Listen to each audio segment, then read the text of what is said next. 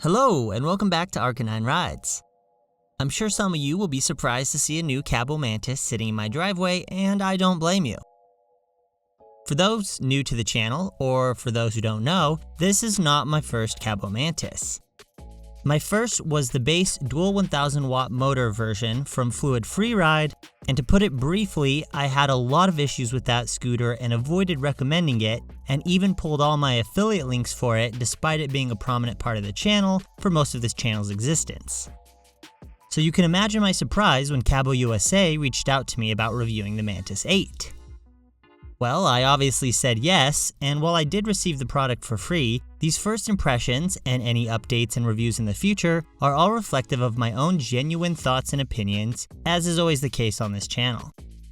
While the Mantis 8 is a different scooter, a smaller 500 watt brother to the 1000 watt version of the Mantis, it will be interesting to see if this scooter can repair my tarnished opinion of the Mantis. As I understand it, there are a number of changes that have been made across the whole line of Mantis scooters since I bought my original Mantis over a year ago, and I'm approaching the Mantis 8 with a clean mental slate and setting aside any previous biases I have. So, with that being said, I'm actually genuinely impressed with the Mantis 8 over the first few days of using it, so let me tell you about it. If you want to check out the Mantis 8, that link will be down in the description. Out of the box, the Mantis 8 has a compact, solid feel to it and is an easily manageable weight. The scooter sets up real quickly with just the handlebars needing to be installed in the classic Mantis top-loading handlebar clamp before the scooter is ready to go. I've expressed my dislike of this clamp in the past because of how much it limits the upgradability of the handlebars on the scooter. This is due to the smaller, less common 22.2mm diameter of clamp, and also the fact that new handlebar clamp installation is impossible without an adapter. That being said, there are adapters available to upgrade the bars on any Mantis scooter if you wish. I also have found the stock handlebar width to be quite suitable for this scooter given its other dimensions and general focus on portability and compactness. Speaking of, you can see that the size of the Mantis 8 is quite a bit smaller than its larger Mantis counterparts and other dual motor scooters. The deck height is lower due to the smaller 8-inch wheels, and its wheelbase is correspondingly smaller as well. Deck to handlebar height is slightly shorter, but not too short to the point of being uncomfortable the way the Highboy Titan was. The smaller dimensions mean the Mantis 8 is super portable and fits excellently into a car of any size. This is actually a huge deal for me with how often I'm loading up my car with scooters to go somewhere and ride. Based on how much I've enjoyed the scooter so far, this Mantis could easily become a go-to for me when I need to travel with scooters. One of the things that surprised me is how the smaller size of the Mantis 8 doesn't seem to affect how it feels to ride too much. I still have plenty of space for my feet thanks to the rear footrest, and as I mentioned, the handlebar height is functional despite being shorter than the 1000 watt Mantis.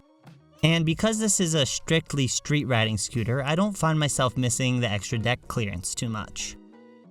Moving up to the handlebars and cockpit area of the scooter, the Mantis 8 comes with the classic foam handlebar grips.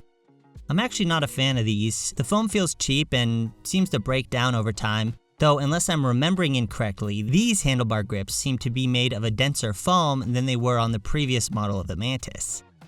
This new type of foam does seem like it would last longer, however I will be replacing these soon with my favorite Deity grips. I'm a big fan of this new style of buttons. The all black looks great and the click is very satisfying.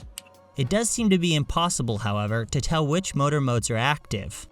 It's pretty obvious which setting you're on after you start riding, but it would be nice to be able to tell before you start riding.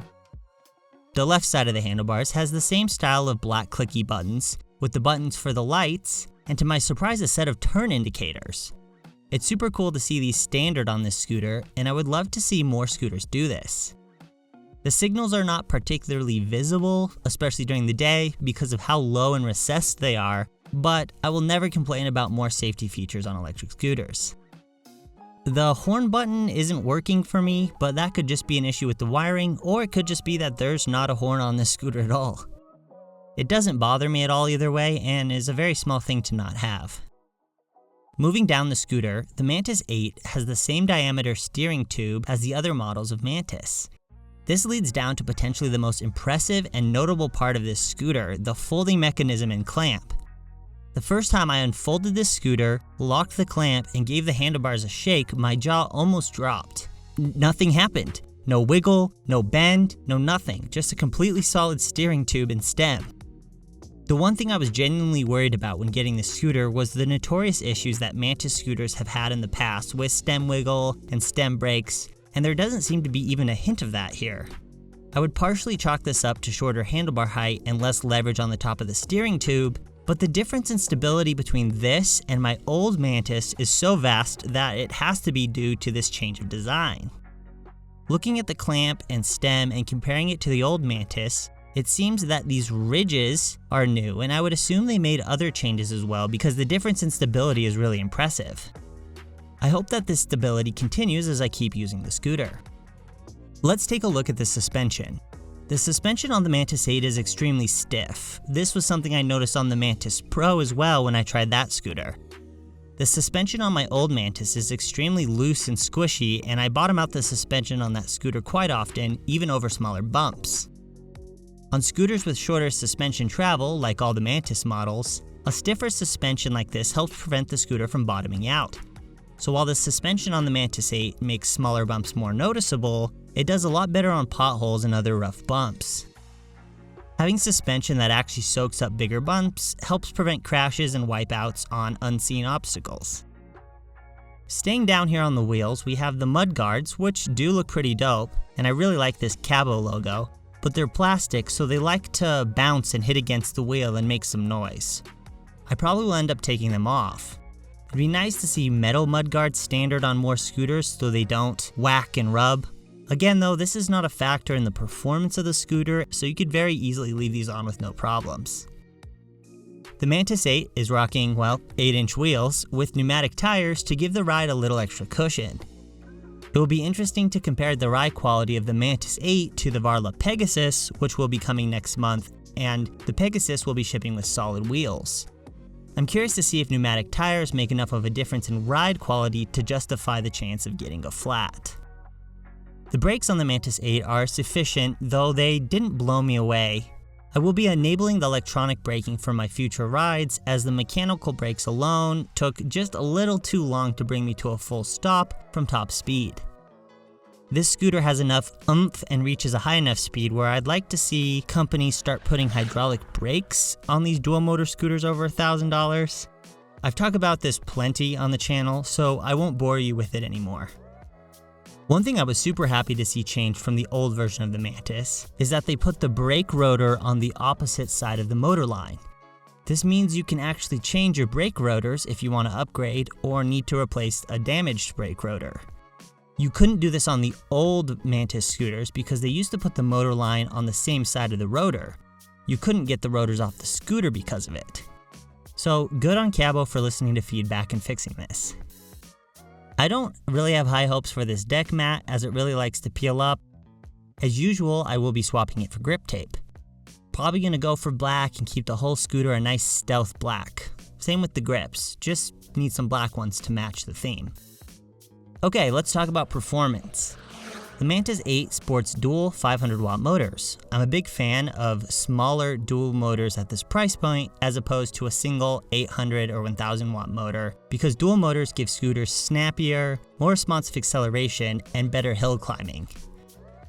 I really like the acceleration curve on the Mantis 8, and all the Mantis scooters I've tried honestly, as it doesn't break your neck off the line, but has strong consistent acceleration up to top speed. The Mantis 8 also climbs hills extremely well. As far as speed goes, I found the scooter likes to settle in around 25 or 26 miles an hour on flat ground. It would climb up over 30 eventually on longer straights, and I did hit a max speed of 32 miles an hour. I think this is a great average speed and great top speed for a scooter at this price. Overall, the Mantis 8 feels quick and agile and is a lot of fun to cruise on. The scooter feels like it would be a great option for anyone wanting the speed and feel of a higher end scooter without having to spend multiple thousands of dollars, or for someone who wants a lot of punch in a smaller portable package. The last couple things that I like about this scooter are the little accessories they include in the box. First, this handlebar bag, which is great quality and is super convenient to put on the Mantis and leave there.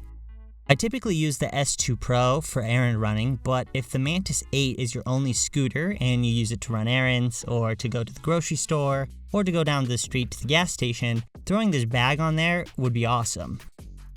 They also include the Kaabo badge for the front of the scooter, which, as I mentioned before, I actually really like the Kaabo logo. I think it looks cool, but I just got the samples in for these white Arcanine Ride stickers, so that's going on the front instead. If you want to see these white logo stickers in the store, then let me know down in the comments. I really am genuinely impressed with the Mantis 8 so far, and I'm excited to see how it holds up over time in use. If you want to grab a Mantis 8, the link is down in the description. I also will be doing a range test for the Mantis 8 over the next couple weeks, which will go up on the channel, and the full review for the Mantis 8 should be out probably next month after I put a few hundred miles on it. Another huge video is coming out this week with another brand new scooter, so get subscribed to see that. Leave any other questions or comments you have for me down below, and I'll see you in the next video.